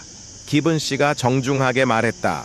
저희가 아이와 잠시 이야기를 나눠봐도 괜찮을까요? 아이의 심리 상태와 정확한 상황을 파악하는 것이 중요합니다. 아마라는 고개를 끄덕였지만 마음 한구석에서는 불안감이 가시지 않았다. 엘리가 낯선 사람들에게 또다시 상처받거나 두려움을 느끼게 될까봐 걱정스러웠기 때문이었다. 기븐 씨는 거실 소파에 앉아있던 엘리에게 다가가 무릎을 굽히고 아이와 눈을 맞췄다. 그녀의 목소리는 놀라울 정도로 부드럽고 따뜻했다. 안녕 엘리, 나는 기븐이라고 해. 내 이야기를 좀 들어주러 왔단다. 혹시 아줌마랑 잠깐 이야기 나눌 수 있겠니? 엘리는 처음에는 잔뜩 경계하며 아마라의 등 뒤로 숨으려 했지만 기븐 씨의 끈기 있고 다정한 접근에 조금씩 마음을 열기 시작했다. 그녀는 아이에게 그림을 그리게 하거나 좋아하는 장난감에 대해 묻는 등 아이의 눈높이에 맞춰 대화를 이끌어갔다. 한참 동안의 대화 끝에 엘리는 아주 작은 목소리로 자신이 겪었던 끔찍한 경험들을 조금씩 털어놓기 시작했다. 엄마의 폭력 굶주림 그리고 지독한 외로움. 아이의 이야기는 너무나 충격적이고 가슴 아팠지만 기븐 씨는 어떤 동요도 보이지 않고 침착하게 아이의 말을 경청하고 기록했다. 조사가 진행되는 동안 아마라는 마치 죄인이라도 된 것처럼 안절부절 못하며 그들의 모습을 지켜볼 수밖에 없었다. 그녀는 자신이 엘리를 위해 더 해줄 수 있는 일이 아무것도 없다는 사실에 깊은 무력감을 느꼈다. 시스템의 거대한 톱니바퀴는 이미 돌아가기 시작했고 그녀는 그저 그 결과를 기다릴 수밖에 없는 처지였다. 몇 시간 후 기븐 씨는 아말에게 다가와 조사 결과를 간략하게 설명해 주었다. 존슨 씨 아이의 진술과 여러 가지 정황을 종합해 볼 때 엘리는 심각한 아동학대 및 방임 상태에 놓여 있었던 것이 확실해 보입니다. 저희는 즉시 아이를 안전한 보호시설로 옮겨 심리치료와 함께 필요한 모든 지원을 제공할 예정입니다. 그리고 아이의 친모에 대해서는 경찰과 협력하여 법적인 조치를 진행할 것입니다. 그녀는 잠시 말을 멈추고 안타까운 표정으로 엔젤라를 바라보았다. 존슨 씨, 그동안 아이를 정성껏 돌봐주셔서 다시 한번 감사드립니다. 하지만 안타깝게도 현재로서는 존슨 씨께서 아이를 계속 보호하시는 것은 어렵습니다. 아이에게는 전문적인 도움이 필요하고 법적인 절차에 따라 아이의 미래를 위한 최선의 반자둥카우트라로이나이 되자 그녀의 가슴은 와르르 무너져 내리는 것만 같았다. 눈앞이 아득해지고 다리에 힘이 풀려 그대로 주저앉을 것만 같았다. 안 돼요, 기븐 선생님. 아마라의 목소리가 절박하게 새어나왔다. 엘리는 이제 겨우 저에게 마음을 열기 시작했어요. 아이에게는 안정적인 환경과 사랑이 필요해요. 보호시설이라는 낯선 곳에서 아이가 또다시 상처받고 움츠러들게 될까봐 너무나 두려워요. 제가 엘리를 계속 돌볼 수는 없는 건가요? 제가 법적인 보호자가 될 수는 없는 건가요? 그녀의 눈에서는 뜨거운 눈물이 쉴 새 없이 흘러내렸다. 그녀는 기븐 씨의 팔을 붙잡고 애원하듯 매달렸다. 하지만 기븐 씨는 안타까운 표정으로 천천히 고개를 저었다. 존슨 씨 마음은 충분히 이해합니다. 존슨 씨께서 엘리에게 베풀어 주신 사랑과 헌신은 정말 감동적입니다. 하지만 현실적으로 지금 당장 존슨 씨께서 엘리의 법적인 보호자가 되시는 것은 매우 어려운 일입니다. 우선 엘리의 친모에 대한 법적인 처리가 마무리되어야 하고 그 이후에도 여러 가지 복잡한 절차와 심사를 거쳐야 합니다. 그리고 무엇보다 엘리에게는 지금 당장 전문적인 심리 치료와 안전한 보호 환경이 절실합니다. 저희 보호시설에는 아동심리 전문가와 경험 많은 상담사들이 있어서 엘리가 하루빨리 과거의 상처를 극복하고 건강하게 성장할 수 있도록 최선을 다해 도울 것입니다. 기분 씨의 말은 냉정했지만 그 안에는 엘리를 위한 진심 어린 걱정과 안타까움이 담겨 있었다. 아마라는 더 이상 아무 말도 할 수 없었다. 그녀는 자신이 아무리 발버둥쳐도 거대한 시스템의 벽을 넘을 수 없다는 사실을, 그리고 때로는 사랑만으로는 해결할 수 없는 문제들이 세상에는 존재한다는 것을 뼈저리게 깨달아야 했다. 그녀는 엘리를 위해 자신이 할 수 있는 최선이 무엇인지 다시 한번 깊이 고민해야 했다. 결국 아마라는 눈물을 머금고 기분 씨의 결정을 받아들이기로 했다. 비록 지금 당장은 엘리와 헤어져야 하지만 그것이 아이의 미래를 위한 가장 현실적인 선택일지도 모른다는 생각이 들었기 때문이었다. 그녀는 기분 씨에게 엘리를 잘 부탁드린다는 말을 거듭 당부하며 아이를 만날 수 있는 방법과 절차에 대해 자세히 물었다. 이제 남은 것은 엘리와의 이별이었다. 아마라는 이 작은 아이에게 어떻게 이별을 이야기해야 할지, 그리고 이별의 상처를 어떻게 감싸 안아주어야 할지 막막하기만 했다. 그녀는 거실 소파에 웅크리고 앉아 민준이 지아와 함께 그림을 그리고 있던 엘리에게 천천히 다가갔다. 아이는 아마라를 보자 환하게 웃으며 자신이 그린 그림을 자랑했다. 서툰 솜씨였지만 그림 속에는 아마라와 민준이 지아, 그리고 엘리 자신이 함께 손을 잡고 활짝 웃고 있는 모습이 담겨 있었다. 아마라는 그 그림을 보는 순간 또다시 울컥 치솟는 슬픔을 간신히 억누르며 아이의 머리를 쓰다듬어 주었다. 엘리야, 그림 정말 예쁘게 잘 그렸네. 우리 엘리 화가 돼도 되겠는걸? 그녀는 아이를 자신의 무릎 위에 앉히고 최대한 부드럽고 차분한 목소리로 이야기를 시작했다. 엘리야, 아줌마 말 잘 들어주렴. 조금 전에 기분 선생님이라는 분이 다녀가셨지. 그분은 엘리가 더 건강하고 씩씩하게 자랄 수 있도록 도와주시는 아주 좋은 분이란다. 그래서 엘리가 오늘부터는 기분 선생님과 함께 새로운 곳에 가서 지내게 될 거야. 그곳에는 엘리처럼 착하고 예쁜 친구들도 많고 엘리를 사랑으로 돌봐줄 좋은 선생님들도 많이 계신단다. 엘리는 아마라의 말을 듣는 동안 표정이 점점 굳어지기 시작했다. 아이의 커다란 눈에는 다시 한번 두려움과 불안감이 가득 어렸다. 싫어요. 가기 싫어요. 아줌마랑 같이 있을래요. 민준이랑 지아랑 같이 놀고 싶어요. 아이는 울먹이며 아마라의 옷자락을 꼭 붙잡았다. 아마라는 가슴이 미어지는 듯한 아픔을 느꼈지만 애써 태연한 표정을 지으며 아이를 달랬다. 엘리야, 아줌마도 엘리랑 계속 같이 있고 싶어. 하지만 지금은 그럴 수가 없단다. 엘리가 더 건강해지고 또 여러 가지 복잡한 문제들이 해결될 때까지는 잠시만 떨어져 있어야 해. 하지만 이건 영원한 이별이 아니야. 아줌마가 약속할게. 꼭 다시 만나러 갈 거야. 그리고 그때까지 엘리가 씩씩하게 잘 지내고 있으면 아줌마가 세상에서 제일 맛있는 팬케이크도 만들어주고 재미있는 동화책도 많이 읽어줄게. 그녀는 아이를 꼭 안아주며 몇 번이고 다시 만날 것을 약속했지만 엘리의 불안감은 쉽게 가라앉지 않았다. 아이는 한참 동안 아마라의 품에 안겨 서럽게 울었고 아마라는 그런 아이의 등을 말없이 토닥여주며 함께 눈물을 흘렸다. 민준이와 지아 역시 엘리와의 갑작스러운 이별에 어쩔 줄 몰라 하며 눈물을 글썽였다. 짧은 시간이었지만 아이들은 이미 서로에게 깊은 전기 들어 있었던 것이다. 얼마 후 기분 씨가 다시 아마라의 집을 찾아왔다. 엘리를 보호시설로 데려가기 위해서였다. 엘리는 기분 씨의 손을 잡고 집을 나서면서도 몇 번이고 뒤를 돌아보며 아마라와 민준이 지아에게 눈물 어린 작별 인사를 건넸다. 아마라는 현관문 앞에 서서 엘리의 작은 뒷모습이 골목길 모퉁이를 돌아 완전히 사라질 때까지 하염없이 바라보았다.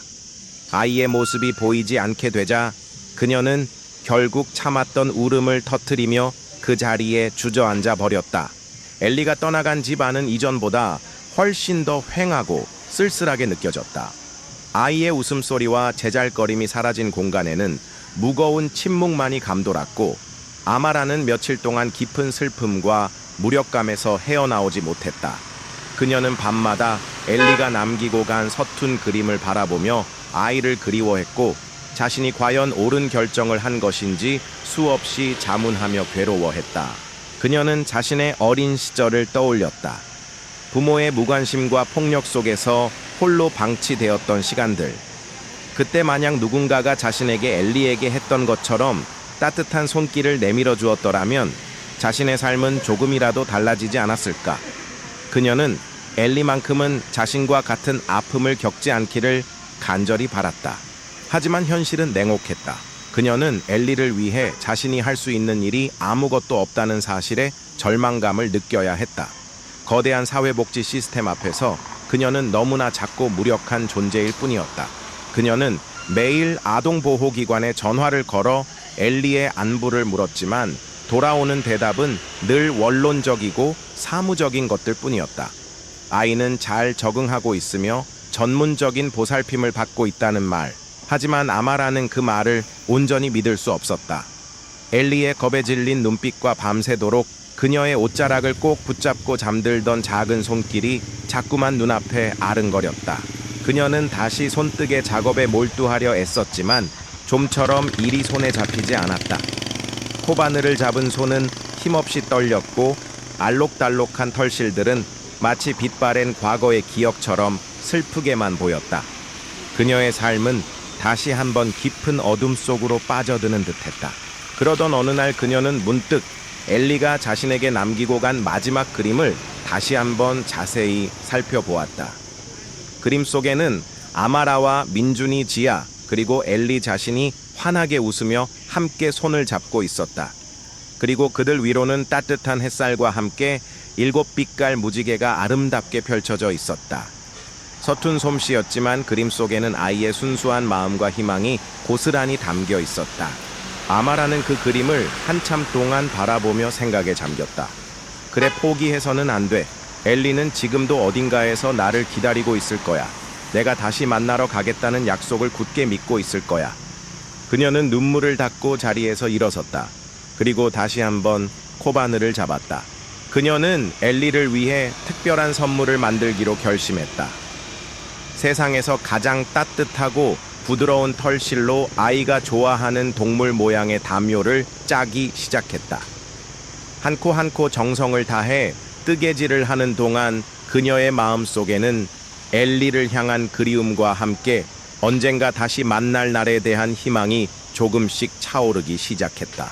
시스템 앞에서의 무력감과 이별의 아픔은 여전히 그녀의 가슴을 무겁게 짓눌렀지만 그녀는 더 이상 절망 속에 주저앉아 있지만은 않았다.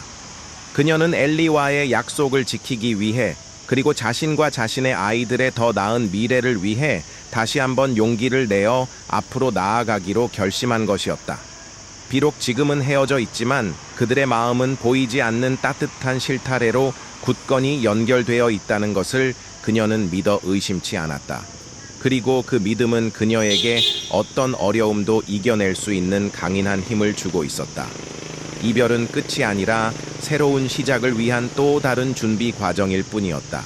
20년 후의 재회, 엘리가 보호시설로 떠난 후 아마라의 삶에는 다시 한번 깊고 긴 그림자가 드리워졌다.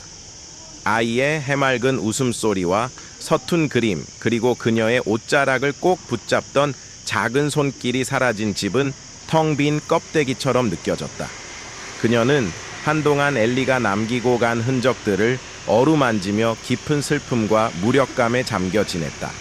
밤이면 잠 못 이루고 뒤척였고 낮에는 멍하니 창밖만 바라보며 아이의 안위를 걱정했다. 그녀는 자신이 과연 옳은 선택을 한 것인지, 그리고 엘리가 과연 그 낯선 환경에서 잘 적응하고 있을지 끊임없이 자문하며 괴로워했다. 하지만 시간은 무심하게 흘러갔고 삶은 어떻게든 이어졌다. 아마라는 사랑하는 두 아이, 민준이와 지아를 위해서라도 다시 힘을 내야 했다. 그녀는 눈물을 삼키고 다시 코바늘을 잡았다. 엘리를 위해 만들던 동물 모양의 담요는 어느새 완성되어 있었지만 그것을 아이에게 직접 전해줄 수 있을지는 알 수 없었다. 그녀는 담요를 정성스럽게 접어 옷장 깊숙한 곳에 넣어두고 대신 새로운 작품들을 구상하며 밤늦도록 손을 움직였다. 그녀의 손뜨개 작품들은 이전보다 어딘지 모르게 더 깊은 슬픔과 함께 동시에 어떤 간절한 희망 같은 것이 담겨 있는 듯했다. 그녀는 아동보호기관에 꾸준히 연락하여 엘리의 소식을 물었지만 돌아오는 대답은 늘 원론적이고 사무적인 것들 뿐이었다. 개인정보 보호를 이유로 아이의 구체적인 상황에 대해서는 알려줄 수 없다는 말, 아이는 안전하게 잘 지내고 있으며 전문적인 보살핌을 받고 있다는 말.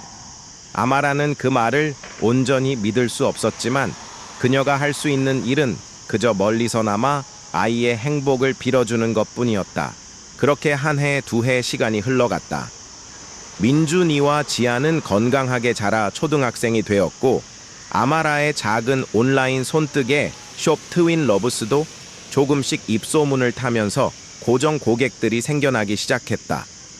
그녀의 삶은 여전히 넉넉하지 않았지만 아이들과 함께하는 소박한 일상 속에서 작은 행복들을 발견하며 하루하루를 성실하게 살아갔다. 하지만 그녀의 마음 한구석에는 늘 엘리에 대한 그리움과 미안함, 그리고 걱정이 자리 잡고 있었다. 그녀는 가끔씩 엘리가 남기고 간 그림을 꺼내보며 아이의 얼굴을 떠올렸고 밤하늘의 별을 보며 아이의 안녕을 기도했다. 엘리야 부디 건강하게 잘 자라렴. 그리고 언젠가 꼭 다시 만날 수 있기를. 그리고 마침내 20해라는 긴 세월이 강물처럼 흘러갔다. 어느덧 40대 후반이 된 아마라는 이제 제법 안정된 삶을 살고 있었다. 민준이와 지아는 어엿한 대학생으로 성장하여 각자의 꿈을 향해 나아가고 있었고 그녀의 작은 손뜨개 숍은 지역 사회에서 꽤 유명한 수공예품 가게로 자리를 잡았다. 그녀는 여전히 소박하고 겸손했지만 그녀의 얼굴에는 오랜 세월을 통해 얻은 지혜와 따뜻한 연륜이 아름답게 어려 있었다. 그녀는 더 이상 과거의 상처에 얽매이지 않았고 현재의 삶에 감사하며 주변 사람들에게 선한 영향력을 나누어주는 성숙한 여인이 되어 있었다. 화창한 봄날 오후였다. 공기 중에는 만개한 꽃들의 달콤한 향기와 갓 깎은 풀 내음이 싱그럽게 퍼져나갔고 하늘은 더없이 맑고 푸르렀다. 아마라는 자신의 가게 앞 작은 현관 지붕 아래 놓인 흔들의자에 앉아 따스한 햇살을 받으며 한가롭게 뜨개질을 하고 있었다. 그녀의 손놀림은 여전히 정교하고 우아했고 그녀의 얼굴에는 평화로운 미소가 감돌고 있었다. 가게 안에서는 그녀가 후원하는 지역 청소년들을 위한 작은 손뜨개 강좌가 열리고 있었고 아이들의 즐거운 웃음소리가 간간히 흘러나왔다. 바로 그때였다. 가게 문 앞에 세워진 낡은 우체통 그림자가 길어지며 한 젊은 남자가 그녀의 가게 안으로 들어섰다. 훤칠한 키에 단정하게 차려입은 남색 정장, 그리고 어깨에는 캐주얼한 메신저백을 아무렇지 않게 걸치고 있었다. 머리는 짧게 정돈되어 있었고 자세는 자신감 넘치고 당당해 보였다. 하지만 그가 고개를 들어 아마라와 눈이 마주치는 순간 그녀는 숨이 멎는 듯한 강렬한 전율을 느꼈다. 그의 눈, 깊고 맑은 회색빛 눈동자. 그것은 그녀가 지난 20년 동안 단 한순간도 잊지 않고 마음속 깊이 간직해왔던 바로 그 아이의 눈빛이었다. 엘리, 아마라가 떨리는 목소리로 속삭였다. 그녀의 손에서 뜨개 바늘과 털실 뭉치가 힘없이 바닥으로 떨어졌다. 젊은 남자는 부드럽게 미소 지었다. 그리고 그 순간 아마라는 그의 얼굴에서 20년 전 자신이 필사적으로 구해냈던 그 작고 겁 많던 소년의 모습을 분명하게 보았다. 안녕하세요, 아마라 아줌마. 아니, 이제는 누나라고 불러도 될까요? 그의 목소리는 낮고 부드러웠지만 그 안에는 오랜 세월의 무게와 함께 깊은 감회가 담겨 있었다. 오랜만이에요. 저 엘리예요. 아마라는 한동안 아무 말도 하지 못하고 그저 엘리의 얼굴만 멍하니 바라보았다. 믿을 수 없었다. 꿈을 꾸고 있는 것만 같았다. 그토록 그리워하고 걱정했던 아이가 이렇게 건강하고 늠름한 청년이 되어 자신의 눈앞에 서 있다니. 그녀의 눈에서 뜨거운 눈물이 하염없이 흘러내리기 시작했다. 엘리야, 정말 네가 맞니? 그녀가 떨리는 손을 뻗어 그의 뺨을 어루만졌다. 엘리는 그녀의 손을 자신의 두 손으로 따뜻하게 감싸 쥐었다. 네, 누나. 저 맞아요, 엘리. 이렇게 다시 찾아뵙기까지 너무 오랜 시간이 걸렸네요. 정말 보고 싶었어요. 그의 목소리 역시 감격에 겨워 살짝 잠겨 있었다. 아마라는 더 이상 참지 못하고 엘리를 힘껏 끌어안았다. 그녀의 품에 안긴 엘리의 단단하고 넓은 어깨는 더 이상 20년 전에 작고 연약했던 소년의 것이 아니었지만 그녀는 여전히 그의 심장이 자신과 똑같이 세차게 뛰고 있다는 것을 느낄 수 있었다. 그들은 한참 동안 아무 말 없이 서로를 부둥켜 안고 기쁨과 감격의 눈물을 흘렸다. 세월의 강을 건너 마침내 이루어진 기적 같은 재회였다. 가게 안의 손뜨개 강좌는 잠시 중단되었고 아이들과 자원봉사자들은 숨을 죽인 채 두 사람의 감동적인 재회를 지켜보고 있었다. 그들의 눈에도 어느새 눈물이 그렁그렁 맺혀 있었다.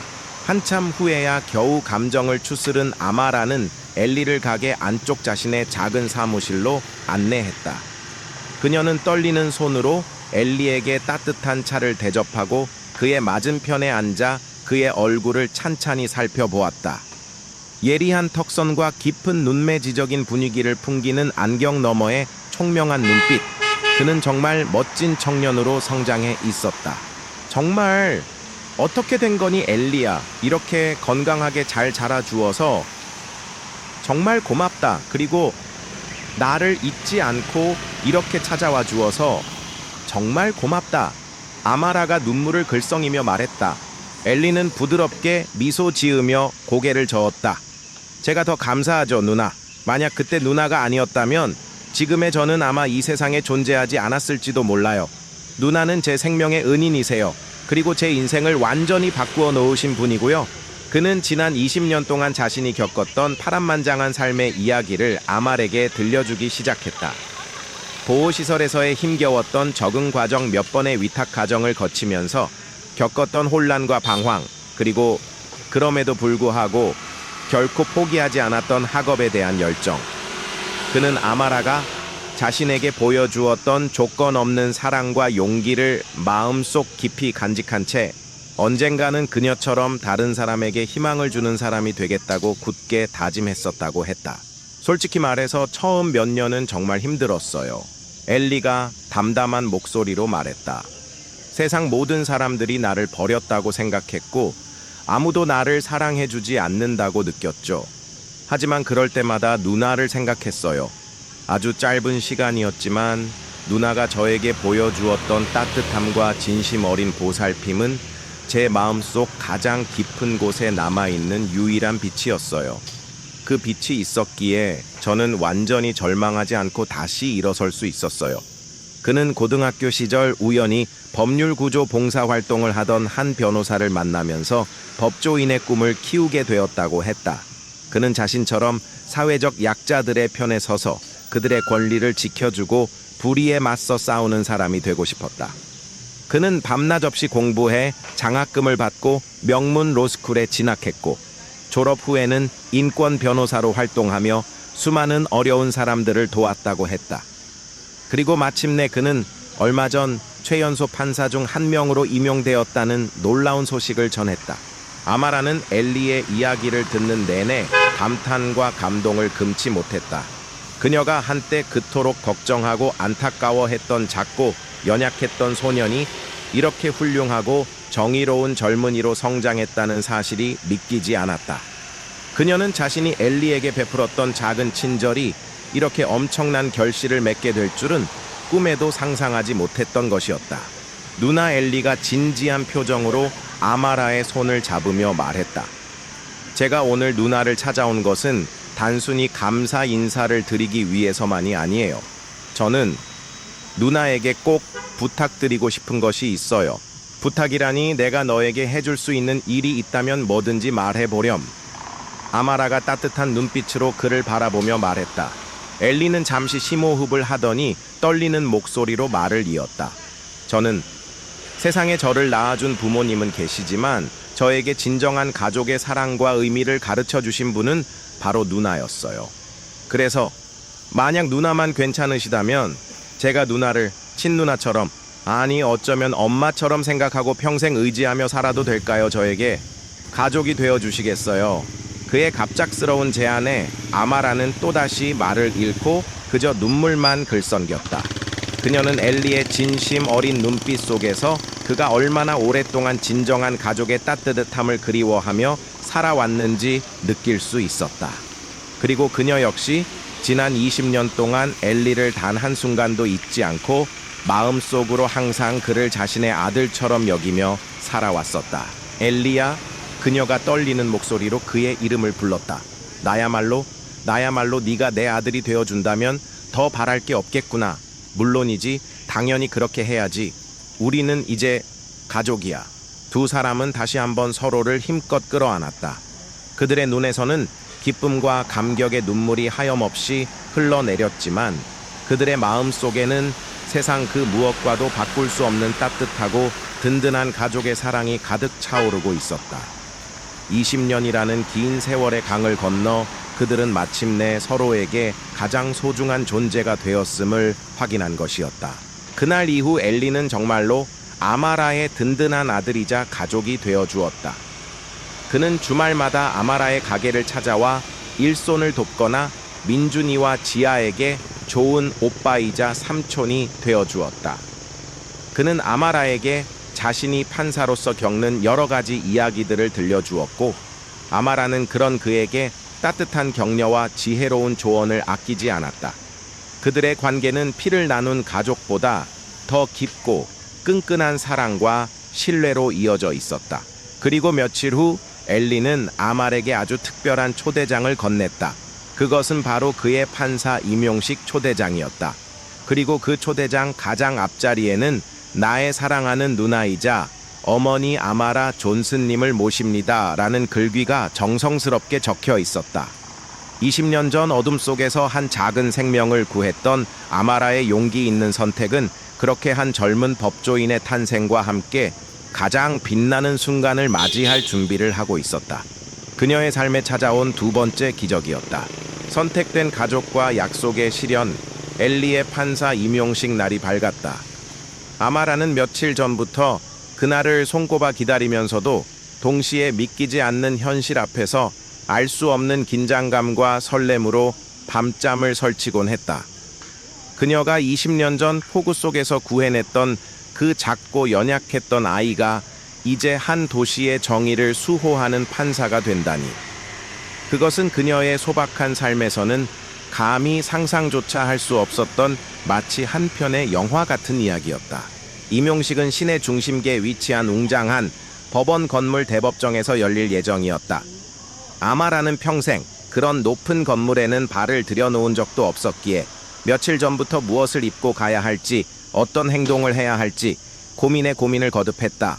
그녀에게는 변변한 외출복 한 벌 없었지만 다행히 얼마 전 그레이스 스레드의 성공을 축하하며 제임스 윈슬로가 선물해준 단아한 남색 원피스가 있었다. 그녀는 그 옷을 조심스럽게 꺼내 다림질하고 낡았지만 깨끗하게 닦은 구두를 준비했다. 임용식 당일 아침 엘리가 직접 차를 몰고 아마라의 작은 아파트로 그녀를 데리러 왔다. 평소에는 캐주얼한 복장을 즐겨 입던 그였지만 그날만큼은 몸에 잘 맞는 검은색 정장을 말끔하게 차려입고 있었다. 그의 모습은 그 어느 때보다 늠름하고 자신감 넘쳐 보였지만 아마라를 향해 미소 짓는 그의 눈빛에는 여전히 20년 전 소년의 따뜻함과 순수함이 그대로 담겨 있었다. 누나, 오늘 정말 아름다우세요. 엘리가 차문을 열어주며 진심 어린 찬사를 보냈다. 아마라는 어색함에 얼굴을 붉히며 그의 채 올라탔다. 너야말로 오늘 정말 멋지구나, 엘리야. 내가 아는 그 어떤 판사님보다 더 훌륭한 판사가 될 거라고 믿는다. 법원으로 향하는 차 안에서 두 사람은 지난 20년 동안 서로에게 하지 못했던 많은 이야기들을 나누었다. 엘리는 자신이 겪었던 힘든 시간들과 그것을 극복하기 위해 노력했던 과정들을 담담하게 이야기했고, 아마라는 그런 그의 이야기에 귀 기울이며 때로는 함께 눈시울을 붉히고 때로는 따뜻한 격려를 아끼지 않았다. 그들의 대화는 마치 오랜 시간 동안 떨어져 지냈던 친남매가 마침내 재회하여 서로의 삶을 나누는 것처럼 자연스럽고 따뜻했다. 법원 건물에 도착하자 이미 많은 사람들이 임용식을 축하하기 위해 모여 있었다. 법복을 입은 근엄한 표정의 판사들과 날카로운 눈빛의 검사들, 그리고 세련된 정장 차림의 변호사들까지. 아마라는 그 화려하고 권위적인 분위기에 압도되어 자신도 모르게 엘리의 옷자락을 꼭 붙잡았다. 엘리는 그런 그녀의 마음을 알아차리고 부드럽게 그녀의 손을 잡아주었다. 누나, 긴장하지 마세요. 오늘은 제 인생에서 가장 기쁘고 영광스러운 날이고 그 기쁨을 누나와 함께 나누고 싶을 뿐이에요. 누나는 오늘 저의 가장 소중한 손님이시니까요. 그의 말에 용기를 얻은 아마라는 천천히 고개를 끄덕였다. 그녀는 엘리의 안내를 받아 대법정 가장 앞줄 귀빈석으로 마련된 자리에 앉았다. 그녀의 주변에는 도시의 시장을 비롯한 여러 명의 고위 공직자들과 법조계의 저명 인사들이 자리하고 있었지만 그녀는 더 이상 주눅들거나 불안해하지 않았다. 그녀의 마음속에는 오직 엘리에 대한 자랑스러움과 대견함만이 가득했다. 드디어 임용식이 시작되었다. 엄숙한 분위기 속에서 대법원장의 개회사가 이어졌고 곧이어 엘리를 포함한 몇 명의 신임 판사들이 차례로 단상 위로 올라섰다.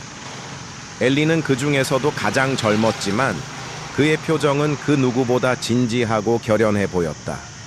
그는 또렷하고 힘있는 목소리로 판사 선서를 낭독했고 그의 목소리는 넓은 법정 안을 가득 메우며 장엄하게 울려 퍼졌다. 본인은 대한민국의 판사로서 헌법과 법률에 의하여 양심에 따라 공정하고 청렴하게 직무를 수행하며 국민에게 봉사하고 인권을 존중하며 정의를 실현하는데 모든 지혜와 용기를 바칠 것을 엄숙히 선서합니다. 선서가 끝나자 법정 안에서는 우레와 같은 박수 소리가 터져 나왔다. 아마라는 자신도 모르게 두 손을 모아쥐고 눈물을 글썽겼다. 그녀의 눈앞에 서 있는 저 늠름하고 자랑스러운 젊은이가 한때는 세상의 모든 폭력과 무관심 속에서 홀로 떨고 있던 그 작은 아이였다는 사실이 믿기지 않았다. 이어서 신임 판사들을 대표하여 엘리가 답사를 하는 순서가 되었다. 그는 잠시 마이크 앞에서 숨을 고르더니 차분하지만 힘있는 목소리로 연설을 시작했다. 존경하는 대법원장님, 그리고 이 자리에 함께 해주신 모든 내빈 여러분, 감사합니다. 오늘 저희 신임 판사들은 국민 여러분 앞에서 헌법과 법률에 따라 오직 양심에 의지하여 공정하고 청렴하게 직무를 수행할 것을 엄숙히 선서했습니다. 이 선서의 무게를 마음 깊이 새기고 앞으로 주어진 소임에 최선을 다할 것을 약속드립니다. 그는 잠시 말을 멈추고 객석을 천천히 둘러보았다. 그의 시선이 아말에게 잠시 머물렀고 그는 그녀를 향해 아주 희미하지만 따뜻한 미소를 지어 보였다. 그리고 다시 한번 그의 목소리가 법정 안을 가득 채웠다. 오늘 이 영광스러운 자리에 서기까지 저에게는 결코 쉽지 않은 시간들이 있었습니다. 저는 아주 불우하고 어두웠던 어린 시절을 보냈습니다. 세상의 모든 폭력과 무관심 속에서 홀로 버려졌고 매일 밤 악몽에 시달리며 내일이 오지 않기를 간절히 기도했던 아이였습니다. 그때 저에게는 아무런 희망도 꿈도 없었습니다. 그저 하루하루를 살아내는 것 자체가 고통이었고 세상은 너무나 차갑고 잔인한 곳이라고만 생각했습니다. 그의 갑작스러운 고백에 법정 안은 순간 찬물을 끼얹은 듯 조용해졌다. 사람들은 놀라움과 당혹감이 뒤섞인 표정으로 그를 바라보았고 몇몇 기자들은 그의 말을 놓치지 않으려는 듯 다급하게 카메라 셔터를 눌러댔다. 엘리는 잠시 숨을 골랐다. 그의 눈가에는 어느새 촉촉한 물기가 어려 있었다. 하지만 그런 절망의 늪에서 저를 건져주신 한 분이 계십니다. 그분은 저에게 아무런 혈연 관계도 없었고 저를 도와야 할 어떤 의무도 없었습니다. 하지만 그분은 폭우가 쏟아지던 어느 어두운 밤 길 위에서 공포에 떨고 있던 저를 발견하고 자신의 모든 것을 걸고 저를 구해내 주셨습니다. 그분은 자신의 어려운 형편에도 불구하고 저에게 따뜻한 음식과 잠자리를 제공해 주셨고 무엇보다 제가 다시 한번 세상을 믿고 살아갈 수 있도록 조건 없는 사랑과 용기를 주셨습니다. 그는 천천히 고개를 들어 객석 가장 앞줄에 앉아있는 아마라를 바라보았다. 그의 눈빛은 깊은 감사와 존경 그리고 뜨거운 눈물로 가득 차 있었다. 아마라 존슨 누님. 엘리가 떨리는 목소리로 그녀의 이름을 불렀다. 오늘 이 자리에 설 수 있었던 것은 전적으로 누님 덕분입니다. 누님이 아니었다면 저는 아마 지금쯤 길거리에 이름 없는 존재로 사라졌거나 혹은 더 끔찍한 삶을 살고 있었을지도 모릅니다. 누님은 저에게 단순한 생명의 은인을 넘어 제 인생의 등대이자 가장 소중한 가족입니다.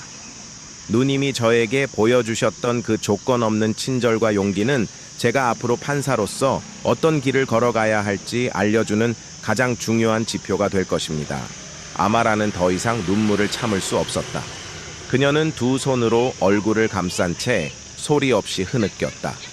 그녀의 어깨가 가늘게 떨리고 있었다. 그녀는 자신이 엘리에게 그토록 큰 의미를 가진 존재였다는 사실을 미처 알지 못했다.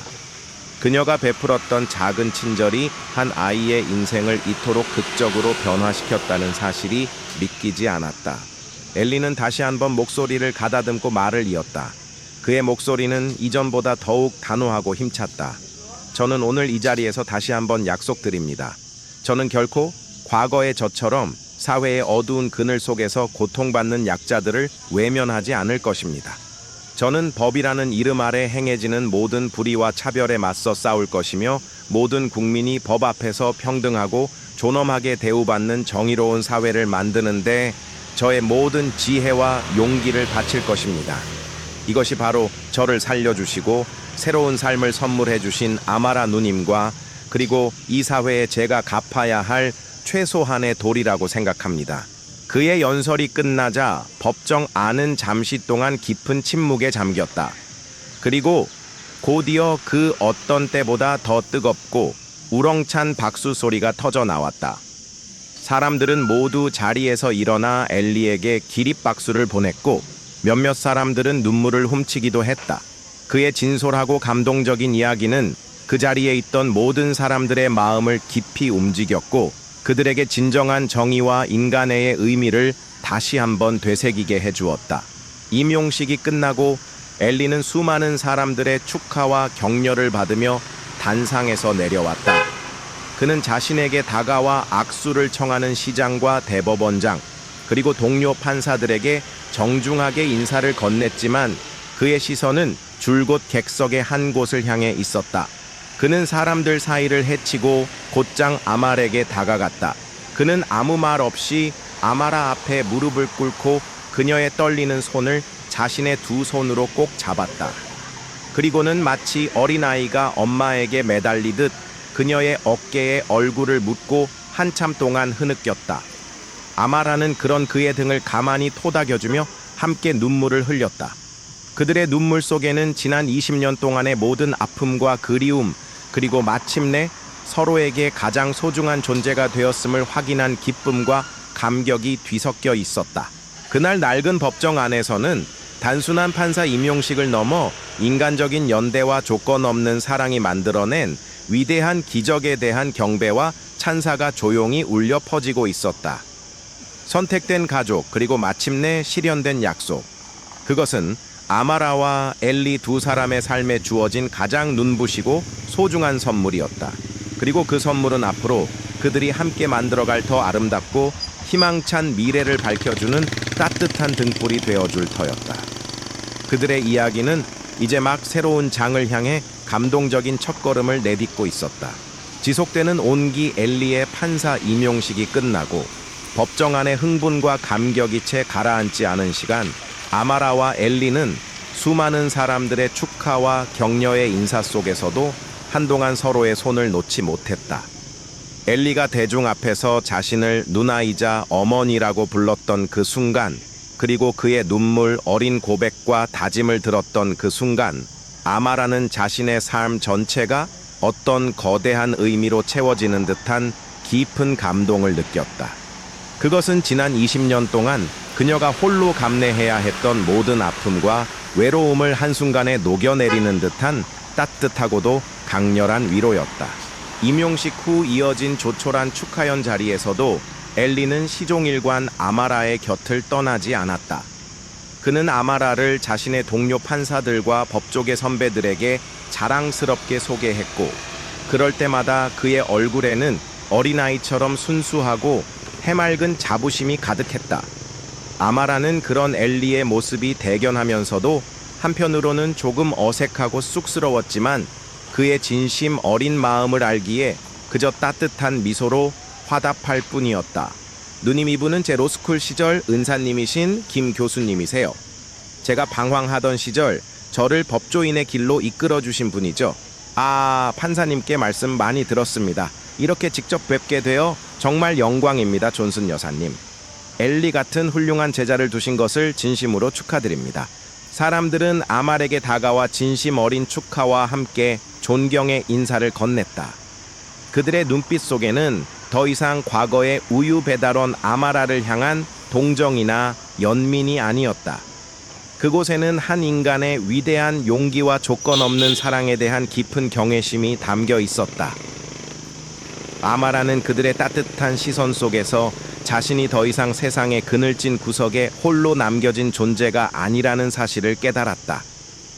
그녀는 이제 누군가의 삶을 변화시킨 위대한 이야기의 주인공이었고, 그 이야기는 이제 막 세상 모든 이들에게 희망과 용기의 메시지를 전하기 시작한 참이었다. 그날 밤 엘리는 아마라를 그녀의 작은 아파트까지 직접 바래다 주었다. 차 안에서 두 사람은 한동안 아무 말 없이 창밖으로 스쳐 지나가는 도시의 야경을 바라보았다. 어둠 속에서 반짝이는 수많은 불빛들이 마치 그들의 앞날을 축복하는 듯 아름답게 빛나고 있었다. 누나 엘리가 먼저 침묵을 깨고 입을 열었다. 오늘 정말 고마웠어요. 누나가 그 자리에 함께 계셔 주셨다는 것만으로도 저에게는 세상 그 어떤 것보다 큰 힘이 되었어요. 아마라는 부드럽게 미소 지으며 그의 손을 잡았다. 나야말로 고맙다, 엘리야. 내 덕분에 내 삶에서 가장 영광스럽고 행복한 하루를 보냈으니까. 그리고 네가 그토록 훌륭하게 성장해준 것만으로도 나는 더 이상 바랄 것이 없단다. 그녀는 잠시 말을 멈추고 창밖을 바라보았다. 그녀의 눈가에는 다시 한번 촉촉한 물기가 어렸다. 사실 나는 네가 떠난 후로 오랫동안 죄책감과 후회 속에서 살았단다. 내가 너를 제대로 지켜주지 못했다는 생각, 그리고 너를 그 차가운 시스템 속으로 보내야만 했다는 무력감 때문에 매일 밤 악몽을 꾸기도 했지.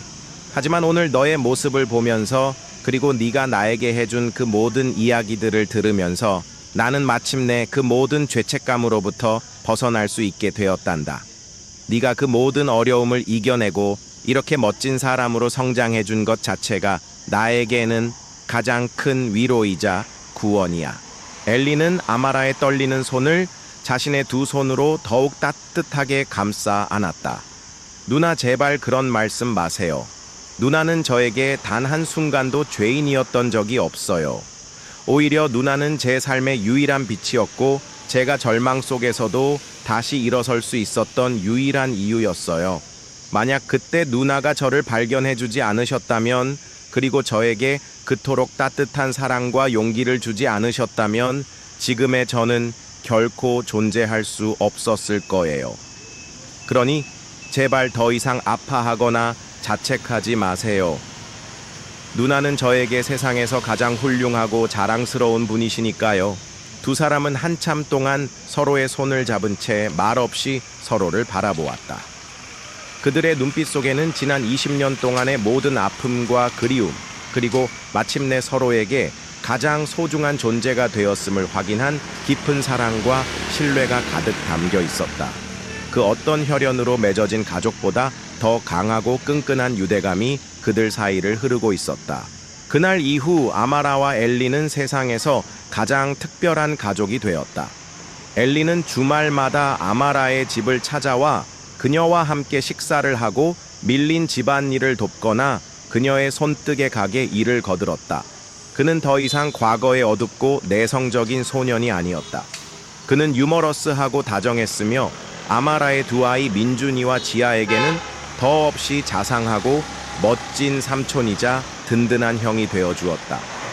민준이와 지아 역시 처음에는 조금 어색해했지만 엘리의 따뜻하고 진솔한 마음에 금세 마음을 열고 그를 친오빠처럼 따랐다.